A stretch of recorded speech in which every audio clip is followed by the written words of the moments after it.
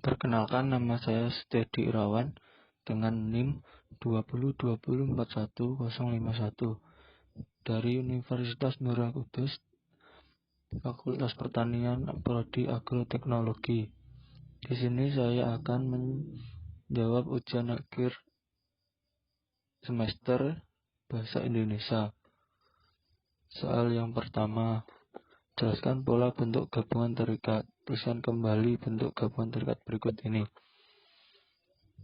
Jika bentuk terikat diikuti kata yang saling berhubungan, maka kata tersebut digabung menjadi kata sambung. Seperti adik plus kuasa, adik kuasa digabung. Catur plus tunggal menjadi catur tunggal digabung. Dwi plus warna menjadi dwi warna digabung. Ekstra plus kurikuler menjadi ekstrakurikuler digabung. Kontra plus revolusi menjadi kontrarevolusi tidak digabung. Purna plus wirawan menjadi purnawirawan digabung. Sabta plus krida menjadi sabta krida tidak digabung. Sub plus bagian menjadi subbagian digabung. Soal yang kedua, jelaskan perbedaan bentuk penalaran deduktif dan bentuk penalaran induktif. Berikan contoh penerapannya. Penalaran deduktif dinilai dengan pernyataan umum, diikuti dengan pernyataan khusus, kemudian ditarik kesimpulan. Contohnya, pernyataan umum pengembangbiakan dengan cara mencangkok dan menghasilkan tanaman baru yang cepat berbuah. Pernyataan khusus, pohon jambu Pak Tono adalah hasil cangkokan. Kesimpulannya adalah pohon jambu Pak Tono menghasilkan tanaman yang cepat berbuah. Penalaran induktif. Penalaran induktif adalah cara berpikir dan menarik kesimpulan umum dari pernyataan atas gejala-gejala yang bersifat khusus. Contohnya, kerbau punya mata, anjing punya mata, kucing punya mata. Kesimpulannya adalah setiap hewan mempunyai mata. Nomor 3. Jelaskan dan berikan contoh transkripsi dan transliterasi. Transliterasi adalah penyalinan dengan menggunakan huruf dari abjad yang satu ke abjad yang lain. Contohnya, albayaki ditulis dengan kalimat Latin. Terus al-Bukhari ditulis dengan kalimat Latin. Transkripsi adalah pengalian tuturan yang berwujud bunyi ke dalam bentuk tulisan ataupun penulisan kata, kalimat, atau teks dengan menggunakan lambang-lambang bunyi. Contohnya, saya ingin menjadi guru yang andal. Tersebut sering menggunakan kata-kata yang mempunyai lambang-lambang bunyi. Jelaskan penomoran bagian karan-karan berikut ini. Program usaha 1.1 tahap persiapan program. 1.1 penerimaan warga belajar. 1.2 pemilihan penyelenggara. 1.3 pemilihan ketua kerja usaha. 1.1.3 musyawarah. 1.312 ditunjuk. Pada penyelenggaraan tersebut terjadi ada kesalahan yang harus diperbaiki, yaitu A. Program usaha. Terus 1.1 tahap persiapan program. 2. Penerimaan warga belajar. 3. Pemilihan penyelenggara. 4. Pemilihan ketua kerja usaha. Terus A. Musyawarah. B. Ditunjuk. Selanjutnya nomor 5. Jelaskan cara penulisan gelar akademik yang benar. Gelar akademik adalah sebuah gelar yang diberikan pada seorang yang merupakan lulusan bidang studi tertentu di satu program perguruan tinggi atau universitas. Contohnya, Bayu Maharani STS. Menjadi yang benar adalah Bayu Maharani, STS. RTM Pratama, MTTM. Benar adalah RTTM Pratama, MTTM.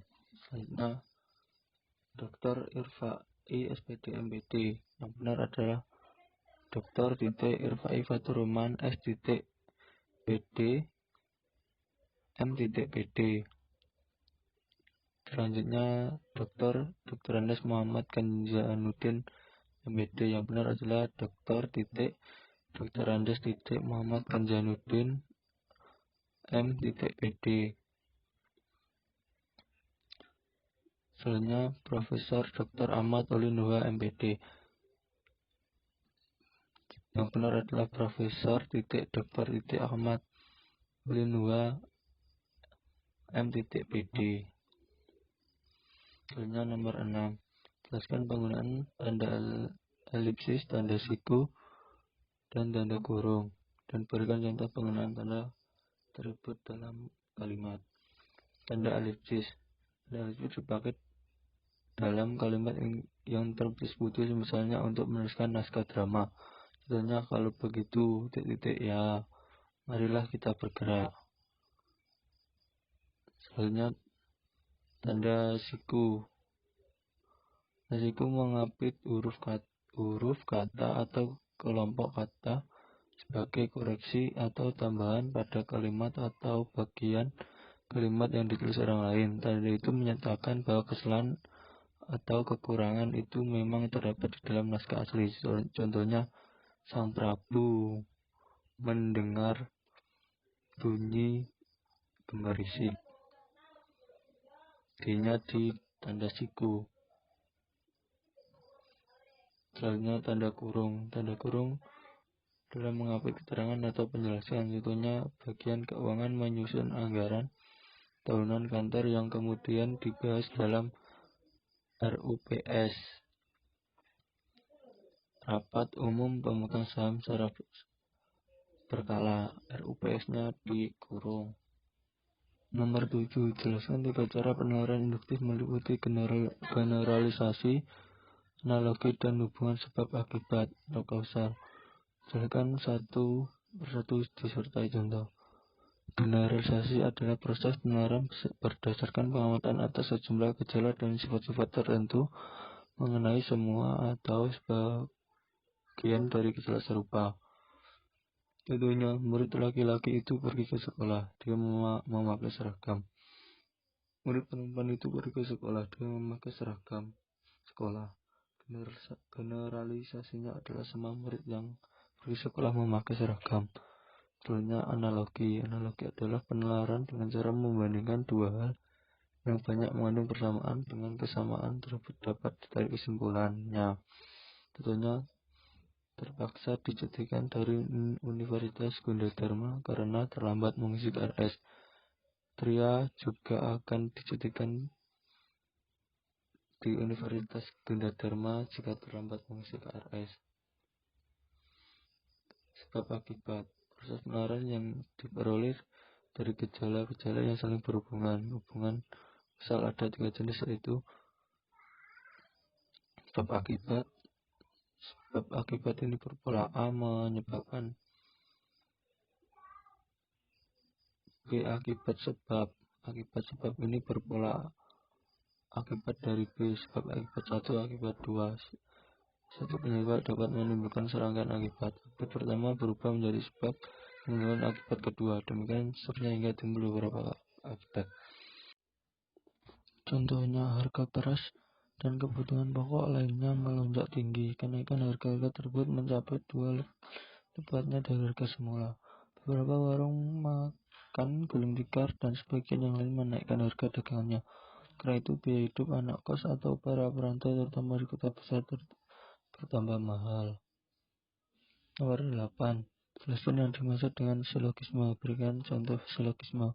Silogisme adalah setiap penyimpulan tidak langsung yang dari 2 proporsi atau premis yang disimpulkan menjadi suatu proporsi baru, yaitu kesimpulan. Contohnya, semua makhluk mempunyai mata. Premis mayor. Si kacang adalah seorang makhluk. Premis minor. Jadi si kacang mempunyai mata. Kesimpulan.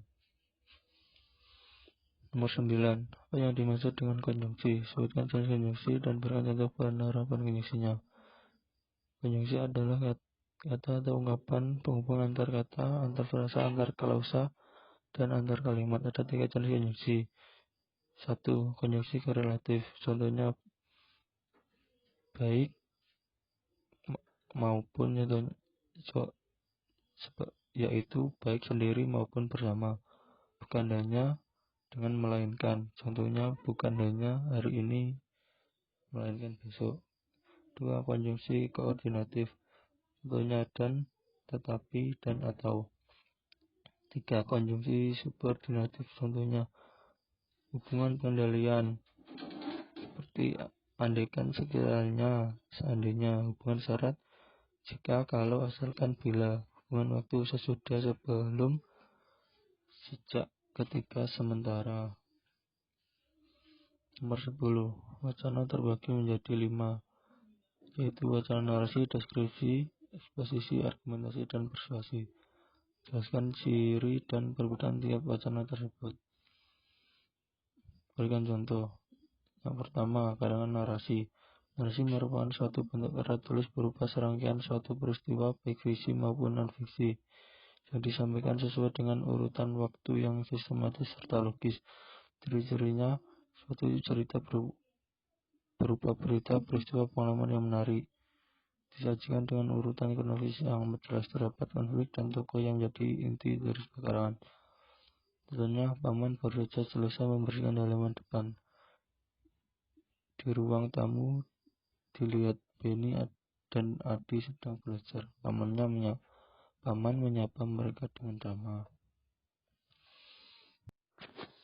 Karangan deskripsi. Karangan deskripsi merupakan suatu bentuk karya tulis yang menggambarkan memiliki suatu objek atau benda pada para pembaca, seolah-olah pembaca merasakan, melihat serta mengenal sendiri, tapi dalam tulisan. Ciri-cirinya memiliki suatu objek dengan jelas dan melibatkan panca indera.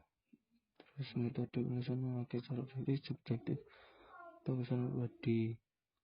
Contohnya, tumbuhan khusus memiliki ciri khusus pada daun, batang, dan akarnya. Daunnya berbentuk duri, batangnya tebal berlapis, akarnya tumbuh memanjang. Karangan eksposisi yaitu sebuah karangan yang memiliki isi tentang penjelasan atau pemaparan mengenai informasi pada pembaca. Tujuannya untuk memberikan informasi sejelas-jelasnya. Cirinya menunjukkan sebuah informasi pada para pembaca. Informasi yang disajikan memiliki sifat fakta atau benar-benar terjadi dan mempengaruhi para pembaca, menjelaskan sebuah proses dan rasa pada suatu objek. Buah pepaya memiliki banyak manfaat bagi kesehatan. Buah pepaya mengandung papain dan serat yang dapat membantu mengatasi gangguan pencernaan. Kandungan vitamin C pada buah pepaya dapat memperbaiki sistem imunitas, sementara tubuh pepaya juga mengandung flavonoid untuk menjaga kesehatan. Argumentasi yaitu karangan yang memiliki isi pendapat atau argumentasi penulisan tentang satu hal. Hal ini memiliki tujuan meyakinkan penulis supaya memiliki pandangan yang sama. Cirinya ada pendapat penulisan mengenai satu topik yang dibahas. Pendapat tersebut dilengkapi dengan pembuktian fakta, data, contoh, dan maupun grafik, memiliki tujuan untuk meyakinkan pembaca. Contohnya, kerukunan warga sekolah harus dibuat agar tiba suasana belajar yang nyaman dan menyenangkan. Karangan persuasi. Karangan persuasi yaitu salah satu bentuk karya tulis yang memiliki ajakan-ajakan terhadap para pembacanya guna melakukan atau merevisi satu hal. Cirinya bersifat mengajak pembacanya, mempunyai alasan berupa data, fakta, dan lain. Kita berusaha menghindari konflik supaya membaca tidak kehilangan kepercayaan. Contohnya, perpustakaan sumber belajar yang menyediakan berbagai bacaan. Bacaan tersebut misalnya buku, kamus, majalah, dan tabloid, dan seterusnya. Terima kasih. Apabila ada salah kata atau perkataan yang kurang berkenan, mohon dimaafkan. Assalamualaikum warahmatullahi wabarakatuh.